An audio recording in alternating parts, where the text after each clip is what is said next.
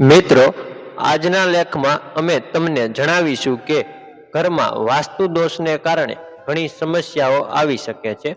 ઘણી વખત પરિવારના સભ્યોના વારંવાર બીમાર પડવાનું કારણ વાસ્તુ દોષની અસર હોઈ શકે છે.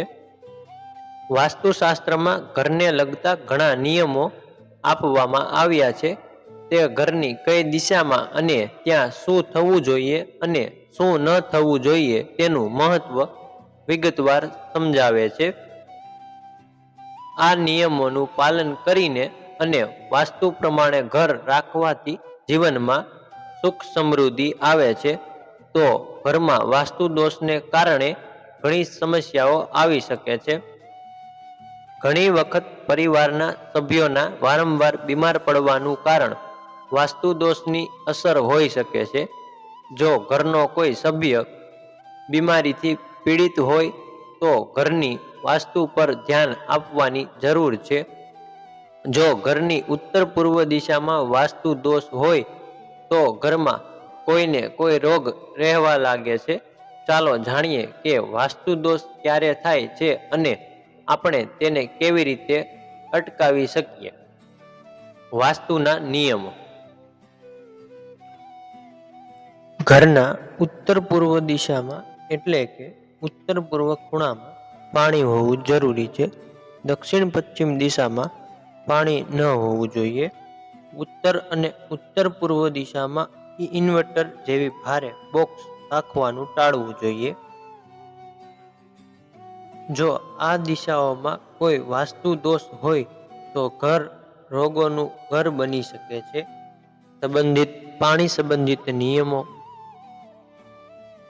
દક્ષિણ અને પશ્ચિમ વચ્ચે નળ જેવો પાણીનો કોઈ સ્ત્રોત હોવો જોઈએ નહીં. અહીં વોશ બેસિન કે વોશિંગ મશીન રાખવાનું ટાળવું જોઈએ.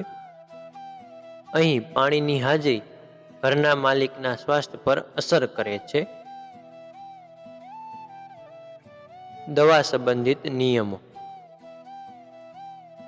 જો ઘરમાં કોઈ રોગ હોય તો દવાઓ દક્ષિણ દિશામાં ન રાખવી જોઈએ. દવા ઉત્તર અથવા ઉત્તર પૂર્વ દિશામાં રાખવી જોઈએ. દવા લેવાના નિયમો. જ્યારે કોઈ બીમાર પડે છે ત્યારે ડોક્ટરો દવાઓ આપે છે, પરંતુ કેટલીક વાર દવાઓ મદદ કરતી નથી. આનું કારણ ખોટી રીતે દવા લેવાનું હોઈ શકે છે. દવા હંમેશા ઉત્તર તરફ મુખ કરીને લેવી જોઈએ. આ નિયમોને ધ્યાનમાં રાખવાથી ઘરમાંથી વાસ્તુ દોષો દૂર થઈ શકે છે અને રોગોથી બચી શકાય છે. સમયસર દવા ન લેવાથી ડોક્ટરે જણાવ્યા મુજબ જો દવા ન લેવામાં આવે તો વ્યક્તિ માંદો જ રહે છે અને તેના કારણે તેની તબિયતમાં સુધારો થતો નથી અને તેનું શરીર માંદગીવાળું રહે છે અને તેનામાં નબળાઈનું પ્રમાણ વધી જાય છે અને તે યોગ્ય રીતે કોઈ કામ પણ નથી કરી શકતો. તો મિત્રો, અમે તમને આ લેખમાં જણાવ્યું તેના ઉપરથી તમને ખ્યાલ આવી ગયો હશે કે વારંવાર વ્યક્તિ માંદગીનો ભોગ બને છે. તો મિત્રો, અમારો વિડીયો તમને પસંદ આવ્યો હોય તો વિડીયોને લાઈક કરી અમારી ચેનલને સબસ્ક્રાઈબ કરવાનું ભૂલશો નહીં. જય માતાજી.